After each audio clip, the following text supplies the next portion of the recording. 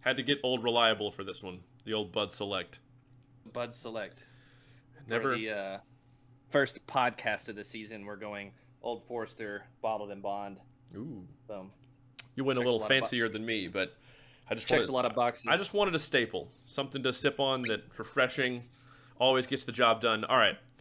We have a lot of thoughts. Side note, I've never said this, but if you do like bourbon and you also like drums, Cameron Leach, former Rhythm X and Blue Devils member, quad player, has a channel called Drums and Drams. So go check out Cameron's channel. Yeah, it's pretty cool stuff. Go support him. All right. We have all kinds of thoughts.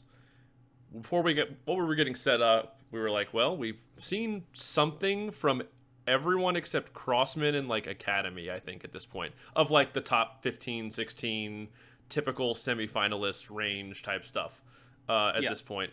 So we feel pretty comfortable with our opinions on, like, for sure the typical top 12 offenders and all that stuff. And there will be no hard predictions today, but no, we'll have the predictions podcast, and a lot's going to change. Groups will get better, groups will plateau, blah blah blah. Certain shows won't come together like others. It's tale as old as time in this activity. So before we jump into our early season opinions and hopefully not make too many people angry, we'll be as blunt and honest as possible.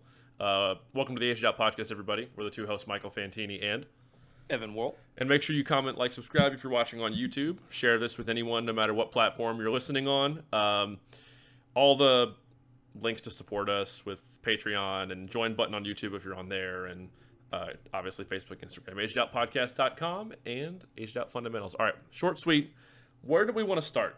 Do you want to start at the top and just talk about the tippy top of the activity, or? I have 4 groups in my, like, a tier 1. I have 2 tiers right now, and that's all I've kind of fleshed out. But I have 4 groups in my tier 1, if you want to start with that. Yeah, sure.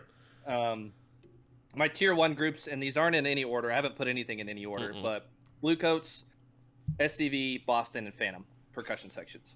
I think there probably aren't that many people out there that would argue with you on that. I know I won't.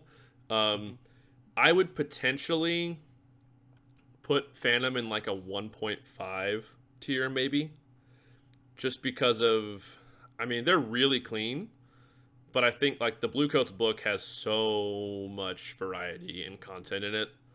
We finally got to see them. A lot of videos are out from like the last day or two, which is great. Boston's playing clean as hell already for July 6th. Vanguard is Vanguard. I don't know. I watched that full video that Robert put out of the Phantom Percussion Ensemble, and there's a lot to offer that is offered there. And like you said, I think that out of those 3 groups, those 4 groups in the top 4, they're probably the cleanest. You think Phantom is cleaner than all 3 of the other ones?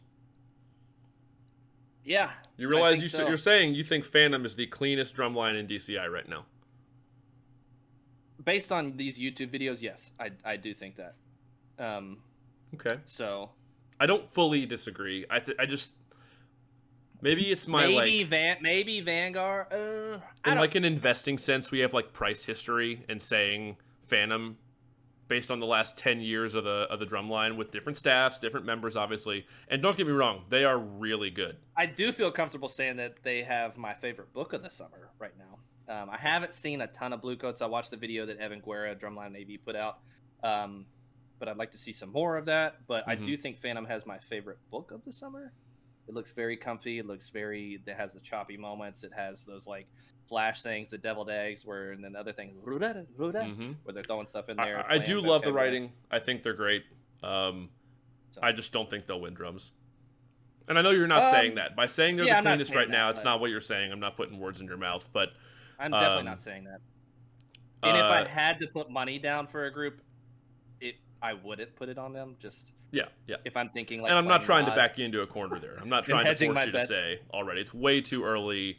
Although there's every single lot video of a top 8 group has somebody saying Sanford ? It's funny. Everyone's winning the Sanford, and they're all going to share it. Yep, they're all going to share it this year. I will make the statement that I think Phantom is one of the cleanest drum lines this year. Right now, as of July 7th, I think they're one of the cleanest. Boston's pretty clean. Vanguard's pretty clean. Yeah. I think Bluecoats are clarity-wise at the bottom of those four.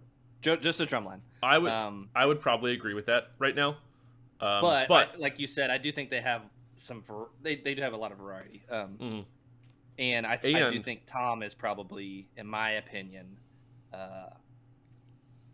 the best arranger of the last couple years. Yeah, he's had phenomenal products he's put out there. Personal taste, personal opinion for sure. Yeah, to the Bluecoats' credit, I think this is probably, on the aggregate across all three subsections, the cleanest that they've come out of spring training in the last few seasons, which I think they've been very good by the end of all those seasons, could bode well, could get them over the hump by the end, because they're starting ahead of where they normally start from a clarity standpoint, to me. I agree. And again, although coming out is like July 6th now. True. I did go back for, this is a funny tidbit. So the Blue Devils and Bluecoats this year will have 16 and 18 adjudicated shows, respectively. BD will have 16, Bluecoats will have 16. Compared to in 2009 and 2010, I had 29 and 30. So it's almost half. Times have changed. It's almost half. Which I think is like, when we start talking about like the Blue Devils, and they do have this tendency for people to be like, we're used to Blue Devils coming out a little bit dirtier, the way that their process is, their design process. I'm like, before we go down that rabbit hole too much, it's like, okay, well, coming out is July 5th, not June 20th. Yeah. We'll talk about BD specifically right after we're done with this topic, because I think they need to be discussed on their own. But I could see, if Bluecoats won drums in August, I wouldn't be surprised. If Boston won drums in August, I wouldn't be surprised. If Vanguard won drums again in August, I wouldn't be surprised. Those three, to me, are all very, very close and are interchangeable of who's on top right now. I know Vanguard beat Boston a couple nights ago or 2 nights ago by like 2/10 in drums. I think Romanowski judged that show. So I think it's going to be a dogfight. I really do, between those three. And now we can jump to the BD discussion if you want. Unless you have more to say about these groups. No, I mean, that's fine. I don't want to beat a dead horse too much. We'll come back mid-season, or, we talk about our predictions. Yeah. In my second tier, I have 6 groups. But the range of these 6, I would say, is like... So wide... Like, is it a big gap between that tier 2 and tier 1, or is it... I think there's a noticeable gap. Okay. Big gap, no. If I'm throwing out point spreads, 0.5, 0.6 maybe spread. I would say 0.5. 0.5 spread between the top of tier 2 to the bottom of tier 1. In my tier 2, I have the Cavaliers, Blue Devils, Crown, Troopers, Mandarins, and Spirit. Yeah, I'm the same. I know you sent this tier 1 and 2 lists to group text we're in earlier, and I looked at it and I was like, yeah, it's pretty much where my head's at in like grouping up where we could see movement. Now, I will caveat that, and we'll go to Blue Devils here next.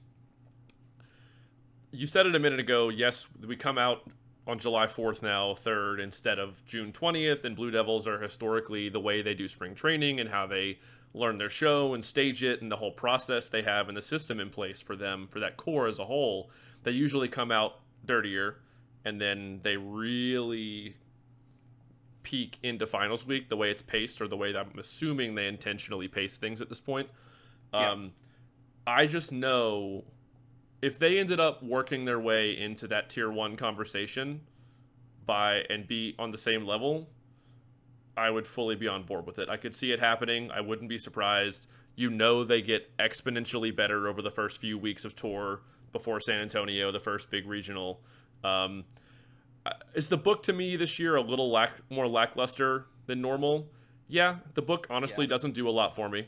But that they know what they're doing. Scott, Rudy, they have talent in the group.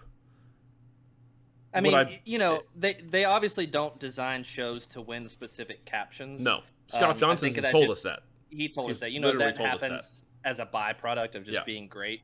So, the show is going to evolve visually a lot. They do that. I do worry about that method as like times continue to change, and there's like the seasons almost are shorter. Move-ins maybe later, show seasons later. You just get less reps at doing performances, which I think is a real thing. Yeah. So maybe that's something. Maybe it's nothing.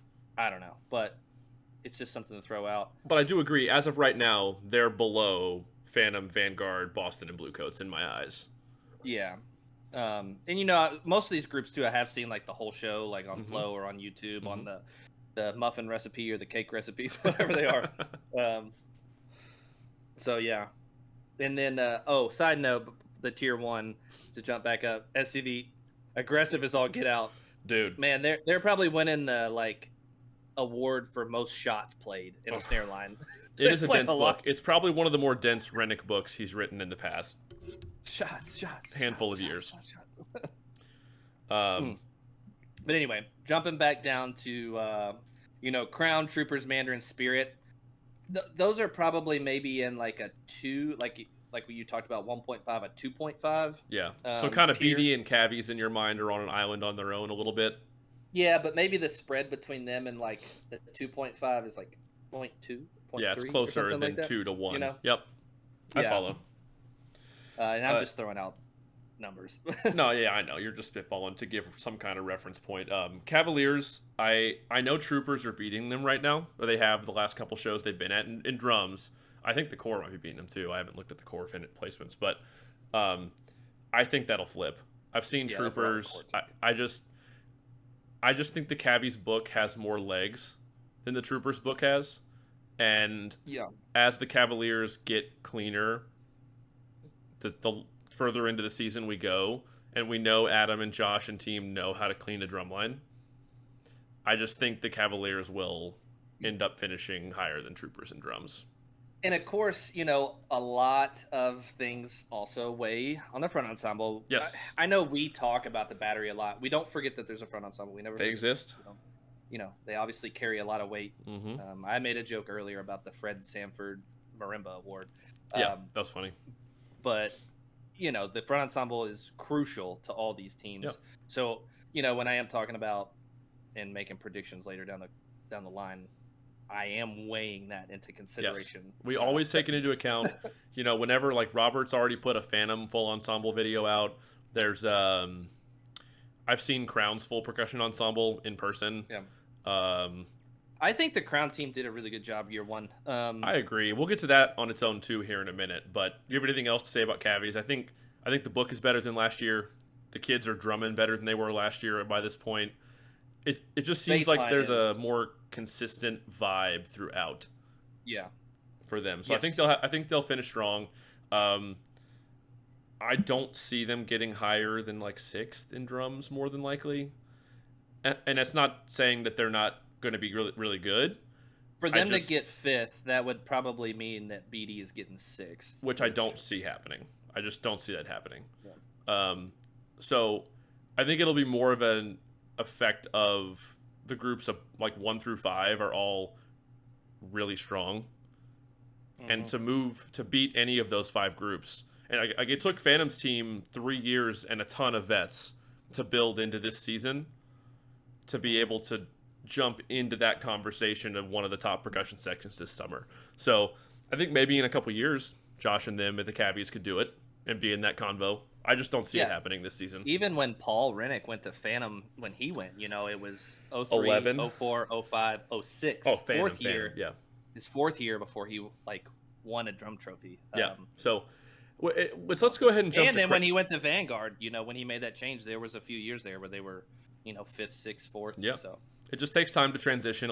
Speaking of new teams, let's go to Crown next.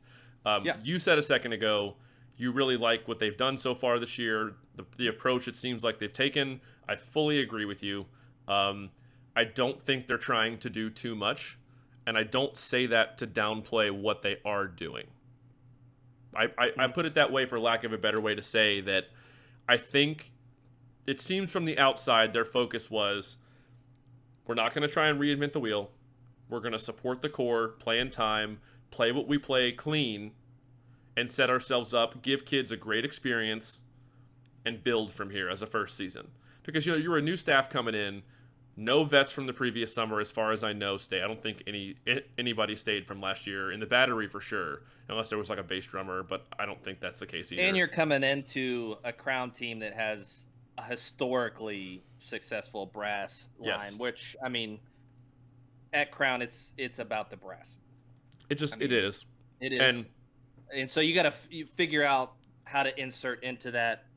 Sorry, I have an eyelash. No, you're good. But how to insert into that year one, and how to work with Michael, Klesh, and Bill, and the team, and the design staff. And like you said, I think that the approach to the writing, the front, and the battery fits what the core needs to, you know. I would say that they were trending down for a couple years, so they're needing to, like, you know, reset and shoot back up the ladder. And so, I do agree. I think what Joe Hobbs wrote, and I can't remember who the front arranger is. He was at the Cavies last year, wasn't he? Oh my god. What's his name? Oh yeah, Cliff Walker. Yes. I think what they've written works very well with the show. I have seen Crown's show on the field. I like it. But again, they're not, and I think it was intentional, they're not shooting for the moon. They're like, we're going to do what we do really well and have a great solid season and build from here. At least that's what it appears to me. I mean, all these teams too, they're going to have to play undeniably clean. If you want to end up, you know, whatever we're saying, if you want to end up where you want to end up, like, they're going to have to play undeniably clean. That's clean is everything, man. It is everything. It will make up for things that maybe don't work great in the writing or the cohesion of the show. Like, if you're clean, you're going to get the benefit of the doubt. You're going to get, like... Well, excellence is an effect, and I think that is, it really is being modeled completely by Phantom Regiment, whose show doesn't have a title. Yeah. And, like, proof that, like, GE is, like, subject to excellence as much as anything. And, like, if you're going to play really well and move really well, it doesn't matter what your uniform is, doesn't matter what your show title is, like... And who knows? Maybe, you know, think back. I think 23 was Penland and Salmon's first year at Phantom. So this is their third season there. Go watch the 23 line. We just did doing that 23 drum features video we did before the season started. They didn't try and reinvent the wheel with the book. There were some cool moments, but they just tried to play well. And then look, all the kids stayed and came back. And now the third year in, they're pretty damn good. And so I would like to see the Crown people do the same thing. You know, I think they can. I think what I've seen, there's some clean rolls that I heard in person and in videos so far. I think the staff clearly knows what they're doing. There's a lot of experience and teaching experience and knowledge on that staff. Mm-hmm. I think now the question is, though, like, if they're not going to finish 8th in drums, who are they going to beat?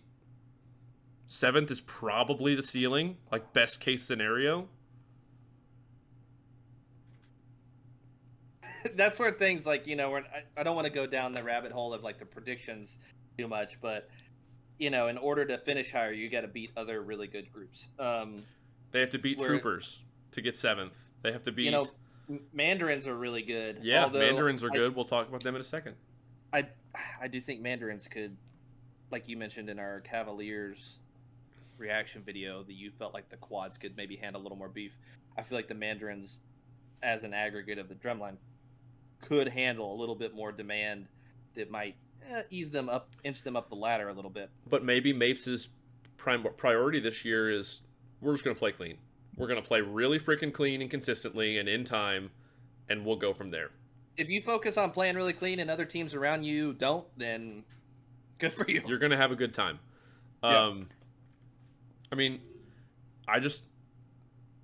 again, not predictions. I don't know where Crown is going to finish. I just think in my brain of, like, who could I see them that we have in my mental, in whatever order, top 6, like, who would they end up above out of those 6 groups? Like, maybe Cavaliers, potentially, but more than likely not. It might boil down to the front, too, in that regard. Yes, the front ensembles could be a big equalizer. If Crown's front ensemble is having a little bit more standout of a year than the Cavaliers, or, you know, whatever the case may be. Or another element to take into account, staging within the show. How readable are they how readable is the battery? How readable is, you know what I mean? Like, it's just Staging will take everyone that's won a drum trophy since the judge change has been made. Like they all say, yeah, the show has to cooperate for you to get the exposure you need. On top of playing really well, the best stuff that summer. The stars kind of have to align a little bit. So I don't know. I think I like what the Crown team's doing. I think I enjoyed watching them live. You know, it was cool. All right, Mandarins. We talked about them a little bit a second ago. You're going to play well. You know, it's John Mapes, Pulse Crew, great staff members he's put together there under him to teach his stuff, that marched his stuff and have taught his stuff in indoor before. It's going to be cohesive. It's going to be consistent. There's kids I saw in Pulse that are in the Mandarins group now. Like, they're going to be clean. Vets from last year came back. Yeah, some vets came back for it, which is cool. I just think they're solid. Now, it's so hard to, like, in my brain, try to put people in order. I'm like, well, who are they going to beat? Who are they going to... It's yeah, just... let's avoid talking about that. Let's kind of get back to, like, you know, teams that have come out and, I don't want to say surprise me. I would say that Spirit, Adam and that team have taken an impressive jump from last year to this year. I think last year we made some comments when we were watching it. We were like, is this part of the book? Is that part of the book? But this year, when you watch the warm-up video, you're like, dude, they're playing some sauce. Yeah. And they have the cowbell stuff that is unique and stands out, and some fresh writing. It's got that East Coast flavor with a little bit, probably more of like Adam style mixed in there. So Spirit, impressive. Obviously, a lot of teams probably that are lower on my tier right now just need to work on the consistency to ramp that up going down the home stretch. I agree with everything you just said. I think Spirit, at various points throughout the season, if not the very end, are going to surprise some people on the recaps. Potentially. Yeah. And then Troopers, Troopers are just like a consistent staple. They're continuing what they did last year. They're playing solid. They're playing clean. The tuning scheme is good, just like it always is. Like, they've just kind of seem like they're operating on a well-oiled machine at this point. I mean, Spirit right now on my like 2 tiers is basically a top 10. I would say lean more towards Battery. On my list. Admittedly, I've not seen Spirit show on the field, nor have I seen their front, so I cannot comment what impact that might have on where they end up in recaps throughout the next month of the season. But yeah, Troopers. Let's see, who else do we have? Mandarin's Crown. Troopers. Real quick before we go on past that to like Colts and Blue Stars and stuff. Spirit has been very close to Crown on the recaps recently. The last few shows they've been at, like within 1/10 or 2/10 of them. I don't know. It might happen at some point. I don't know if it'll happen in the end, but there could maybe be a show where they just pop a show and somebody else has a down show. Yeah. I don't think they're that far off. Just wanted to point that out of what the recaps have looked like in that between those two groups. So yeah, Blue Stars. Who else we got? Blue Stars, Colts. Colts. Haven't seen Academy or Crossman. I did see Music City. No, I have not seen Music City yet either. Which was playing pretty well. Is Shane Gwaltney right in there? I think so. Yeah, I've seen some stuff on his Facebook. I think he is. Yeah, solid. But like Colts saw a video from like their tour premiere, like the first show they were at, late June. It's just what they've been doing the last few summers. It's consistent. It's very fast rolls. It's very defined.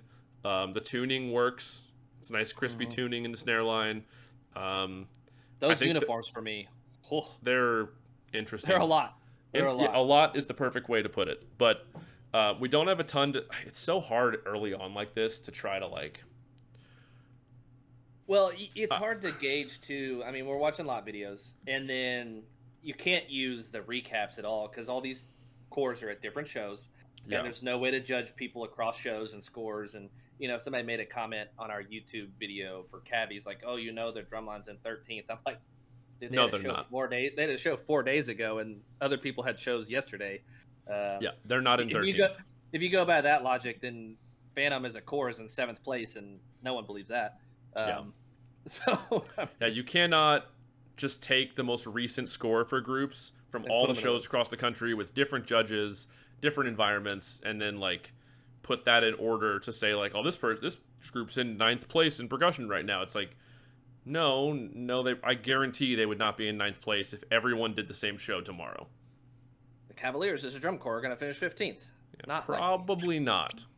Probably not going to happen.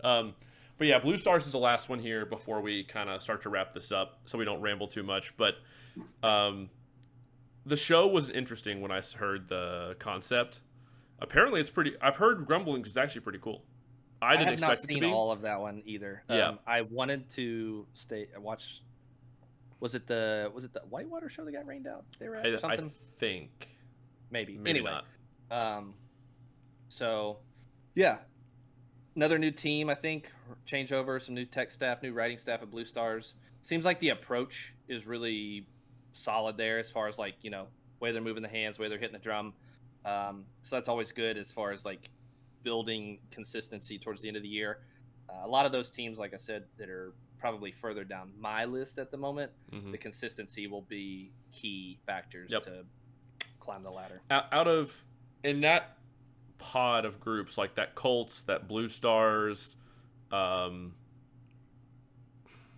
always just comes down to who plays cleaner. Like that, like 11th, 12th, 13th, 14th, 15th. They all have books that are usually comparable content-wise, and that's when it really, if you play clean, like you're going to be even at the top scouts. there. We left scouts them too. out. Yeah, we forgot about scouts. And like James is very good at writing aggressive. So they have some aggressive notes and they're playing pretty well. I think they're like right in there too, that 10, 11, 12 range ish, as far as like the percussion and the batteries going. Baseline, I saw a video of them. The baseline had some like hand to hands that were like super fast. I was like, damn. Scouts do. Yeah. Yeah. No, but yeah, that whole pot of groups, it comes down to who's going to play the cleanest. Usually determines that area of the rankings a lot because they're all kind of on par content wise in what they're trying to do. How it should be. Yeah. If you want to move up the ladder. Yeah, man, it's going to be an interesting season to see unfold. I have to give kudos to all the people filming. This might be the most spoiled we've ever been. Yeah. In the first week or two of the season of like being able to see everybody. Like we've pretty much seen everybody that's been on the road for at least a week. Yeah, marching vlogs out there putting out the content. I mean, Robert at Drum Corps Coffee Shop traveling, doing the flights. Evan Guerra, Drumline AV, just doing his own tour like he's in a Formula One team, just going from Seattle to Chicago to Las Vegas or whatever. And all the other people that have filmed and put stuff up have just been, I've felt very spoiled this year, so we appreciate it. Obviously, I think the top of the activity is going to be a dogfight. I don't think you're going to see a group at that top, like we'll say the top three: Blue Coats, Vanguard, Boston. I don't think any one of them is just going to stay on top the whole season. Like I just don't think it's going to be the case this year. No, and especially like early on, like some of those things will start to flip flop around just because they are, judges are judging the show of the night. At least that's what we hope and expect. Yep. So there will be some groups that move around, and it will depend on too those judges, the reads they get of shows, not just in the percussion caption, but the brass teams too. Where to look, what section of the field do I need to be in to catch the high brass, or what section of the field do I need to be in to catch the quads? Like mapping out the shows to get the best read possible. So yeah. That stuff takes development as well. Yep. I'm looking forward to following the rest of the season. Keep the comments and likes on all the videos coming, everybody. We've felt the love from the viewership so far this season. We do every season. But this year people have been, I feel like, really engaged, really excited. So we'll keep that going with the content. We'll keep bringing you all reaction videos, and we'll do our mid-season podcasts to check in after San Antonio like we always do every year. But for the next 2 weeks, we're just going to keep watching group after group and checking the recaps and having fun in the comment sections, and we will comment, like, subscribe, all that stuff, support. Links are in the description. We'll see everybody in the next video. Peace.